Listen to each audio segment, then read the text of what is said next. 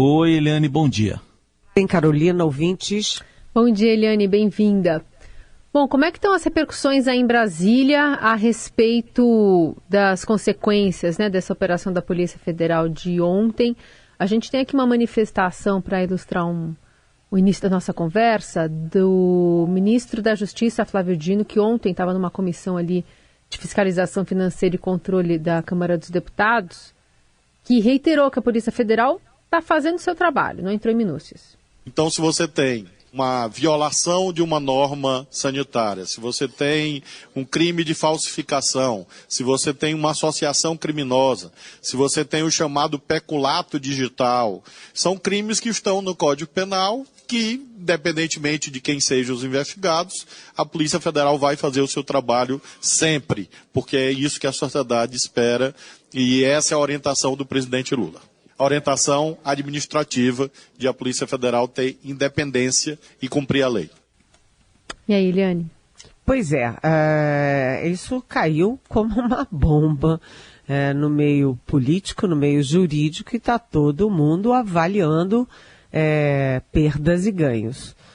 Não é trivial que um presidente da República use os seus poderes, mexa mundos e fundos, mobilize oficiais da ativa do Exército, mobilize funcionários, mobilize médicos, prefeitos, secretários de municípios distantes para falsificar um atestado de vacina ou para falsificar qualquer coisa, né? Então é grave, mas os bolsonaristas, primeiro a eles, né? Os bolsonaristas tentam reduzir os danos dizendo que isso é um crimezinho menor, né? Todo mundo faz isso, de sair falsificando documento, falsificando atestado de vacina. Então eles dizem que isso é uma questão menor, que não vai causar nenhum problema. Tipo assim, todo mundo faz. Bem, eu não faço essas coisas não. Não sei você, Raíssa, não sei você, Carolina, mas eu não faço essas coisas não, de sair falsificando documento público, muito menos um documento de vacinação. Aliás, eu tomei a vacina assim que eu pude, em todas as doses possíveis, né? Mas o presidente Bolsonaro, ele tenta se explicar para a turma dele. A turma dele está, assim, perplexa. Ontem teve várias reuniões do Valdemar Costa Neto, que é o presidente do PL, os bolsonaristas de vários partidos tentando ver para onde essa coisa vai. Havia um temor de que os bolsonaristas que são armados, né, que são capazes de fazer aquele estrago todo de 8 de janeiro, invadir Planalto, Câmara, Senado e Supremo, pudessem, sei lá, articular algum tipo de reação mais violenta à prisão do Mauro Cid e à busca e apreensão na casa do Bolsonaro. Mas eles estão muito desarmados nesse momento, depois que o Supremo Tribunal Federal, por exemplo, acaba de tornar réus mais 200 envolvidos no 8 de janeiro. Então, eles também estão acuados, também não estão com capacidade de reagir com violência. Então, a repercussão fica muito no campo político e os bolsonaristas vão se dando conta que a situação do Bolsonaro vai de mal a pior. Além dele se tornar inelegível, o que era contado assim praticamente como certo, ele agora muda de patamar, porque ele corre o risco efetivo de ser preso.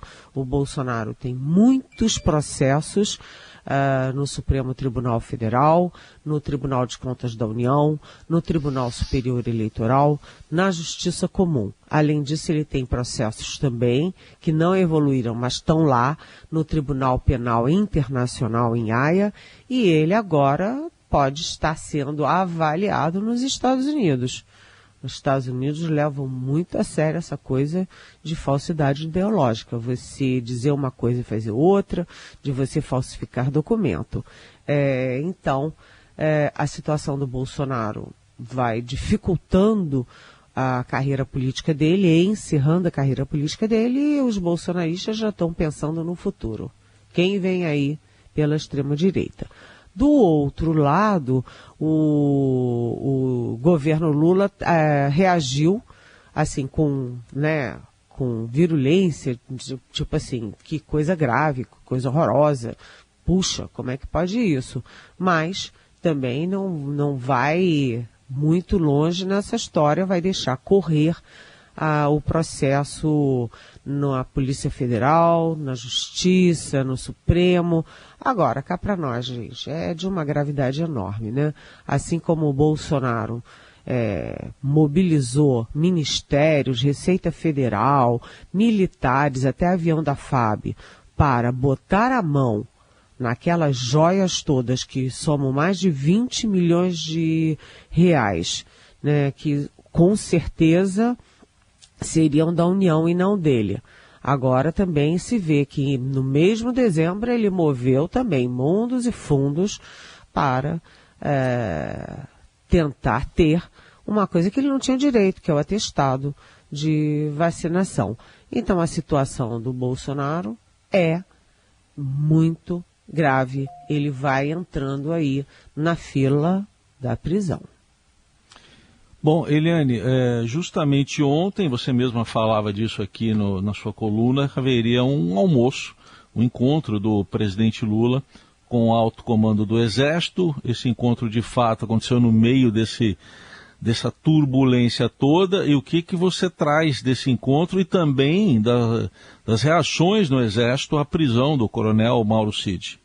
Ontem eu conversei bastante aí nessa área militar, né, e eles estavam lamentando que nas duas vezes em que houve encontros do presidente Lula com a cúpula do Exército, nas duas vezes deu problema, né? Porque na primeira vez o presidente Lula foi à solenidade do Dia do Exército, estava super bem ali com o comandante, o general Tomás Paiva, com o ministro da Defesa, José Múcio, todo mundo feliz, e foi exatamente no dia em que saíram aqueles vídeos do general Gonçalves Dias, que era chefe do GSI, né, passeando pelo Palácio do Planalto em meio ao caos no dia 8 de janeiro, né, passivamente, né, como sozinho, né, olhando como se não estivesse entendendo nada.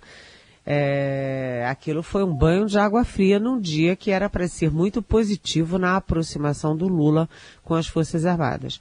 Ontem aconteceu a mesma coisa, né? Estava todo mundo muito animado para o almoço do Lula, o primeiro almoço dele com o alto comando do Exército. O Lula já tinha almoçado com o alto comando da Marinha e agora com o do Exército.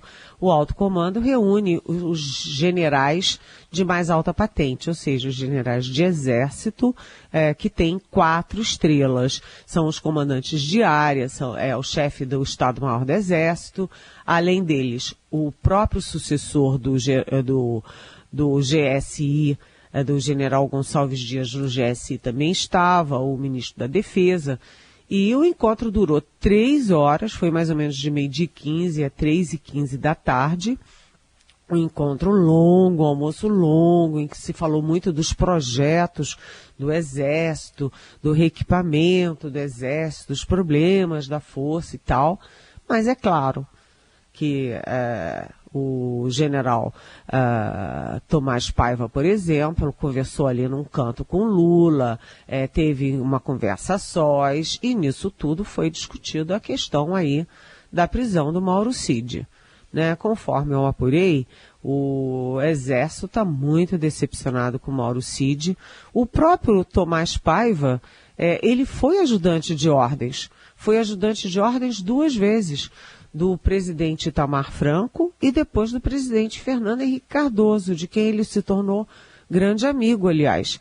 Mas era uma ajudância de ordens profissional, né? Que ajuda, que está presente, que tem os documentos, que sabe a agenda, mas não está no escopo da função você fazer todo esse tipo de vassalagem que o Mauro Cid fazia com o Bolsonaro, né? Fazer ofício para pedir avião da FAB, para pedir joia ilegalmente lá no Galeão, né? Acionar médico no interior de Goiás para fazer um laudo falsificado de vacinação, né? Articular com ex-militares para Duque de Caxias, no Rio de Janeiro, que é um centro da milícia no Rio de Janeiro, para completar o serviço. Isso não é papel de ajudante de ordens, muito menos de um tenente-coronel da ativa, né?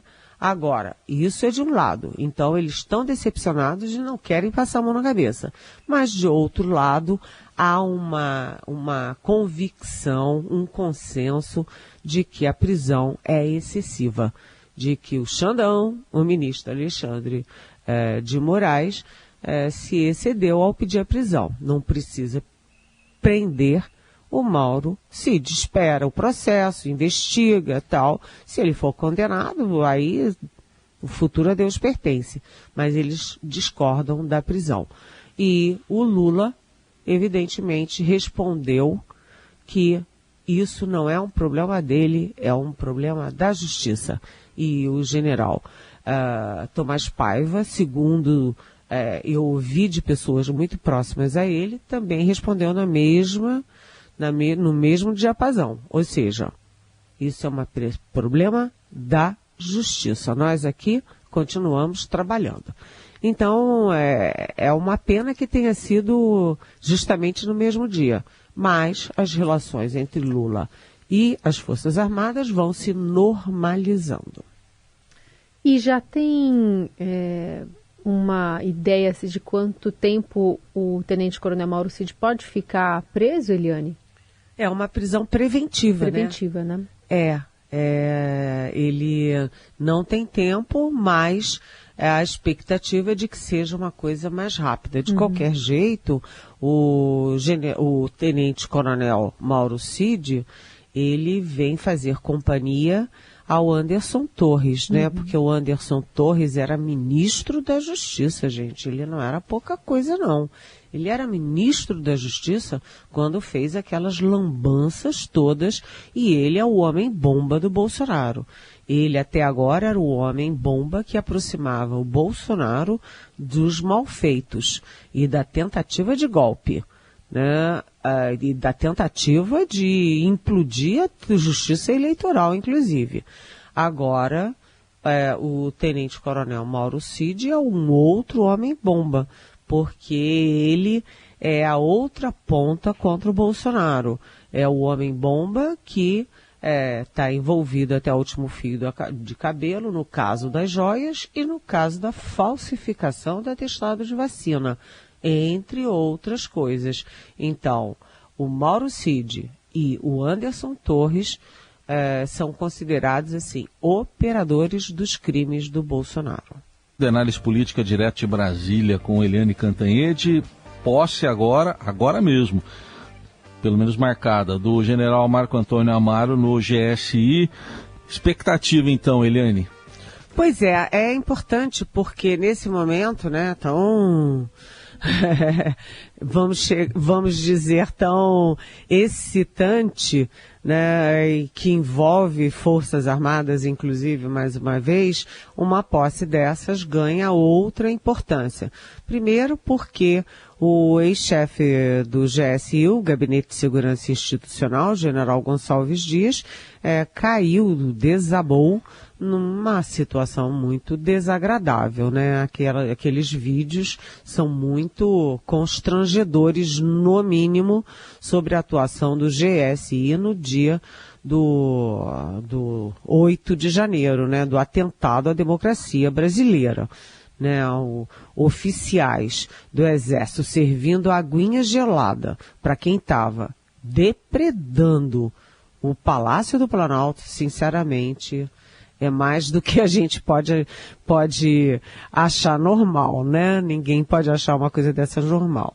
Além disso, ontem, a prisão do tenente-coronel Mauro Cid. Então, isso tudo deixa tensão no ar.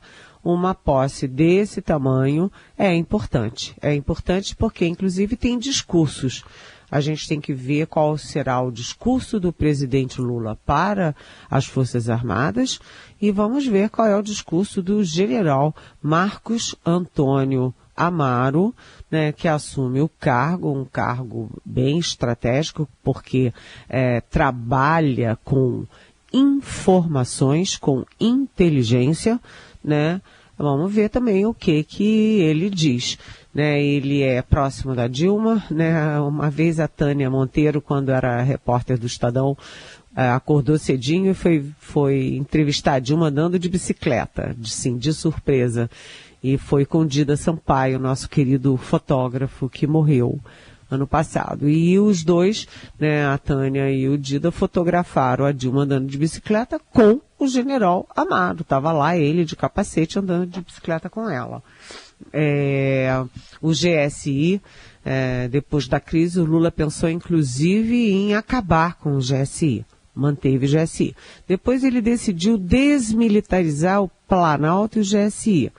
Mas manteve um militar, um general, no comando. Ou seja, ele está desbolsonarizando o palácio, mas não desmilitarizando. Então é uma posse importante para a gente ver os recados que saem de lá.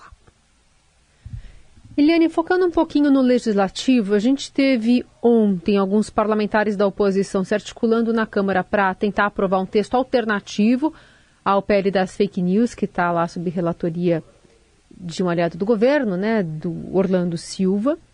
E, ao mesmo tempo, tivemos uma manifestação muito contundente do presidente da Câmara, Arthur Lira, dizendo que as Big Techs estão ultrapassando todos os limites da prudência ao promoverem pressão desumana e mentirosa sobre os deputados e contra os deputados federais para impedir a votação também numa entrevista à Globo News. Qual que deve ser o andamento, no final das contas, dessa discussão na Câmara Federal? Olha, Carol, a primeira decisão é a seguinte: freio de arrumação. Para tudo, para avaliar o terreno, avaliar as circunstâncias e retomar o debate mais adiante, porque do jeito que está muito convulsionado. Você teve uma aliança perversa entre as Big Techs, com todo o seu poder e todo o seu dinheiro, né, o bolsonarismo com toda a sua virulência e boa parte das igrejas evangélicas contra uma lei para proteger a cidadania brasileira de fake news.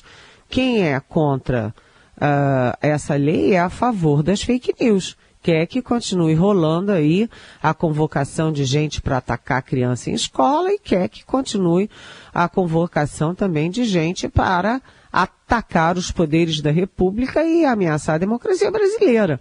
Então é uma aliança perversa que eu repito aqui, de Big Techs, ou seja, dessas grandes plataformas, né, Google, Facebook, Meta, né, essas coisas todas, com o bolsonarismo e com parte das igrejas evangélicas neopentecostais. Isso enfim, isso teve um rebuliço no Congresso, isso mexeu com a opinião pública, porque eles têm poder e têm um instrumento poderosíssimo que é a própria internet. Né? Então, agora, o presidente Lula viaja hoje à noite, aliás, hoje no final da tarde, o voo está previsto para as 18 horas, o Lula viaja para o Reino Unido, para a coroação do rei Charles em Londres. E o presidente da Câmara, Arthur Lira, que é um aliado do Supremo Tribunal Federal, do presidente Lula, enfim, de quem tem bom senso para a aprovação de uma lei contra as fake news, ele viajou ontem para os Estados Unidos e só volta na próxima quarta-feira. Sem o presidente da Câmara aqui no Brasil, é impossível votar uma lei dessa magnitude. Então, todo mundo está aproveitando para baixar a guarda e discutir a sério o que é possível fazer. né? Nesse momento, o projeto das fake news está em baixa no Congresso, não teria condições de ser aprovado, então é melhor realmente baixar a poeira e meio recomeçar do zero, não, porque essa discussão é antiga, já vem de bastante tempo e já está mais do que na hora. Mas voltar ao início, não, mas criar as condições para que ela possa ser aprovada. É uma lei muito importante e o Orlando Silva, que é o relator, ele agora vai ter um tempo para se fechar um pouquinho e retocar esse projeto. Sabe, gente, em anos, o projeto das fake news, lá da lei das fake news, teve 37 propostas de emenda. 37. E só do lançamento na semana passada para cá, surgiram outras 47 propostas de mudança. E vocês veem como é que isso mexe com os nervos e mexe também com os bolsos das big techs que estão fazendo uma guerra contra o governo.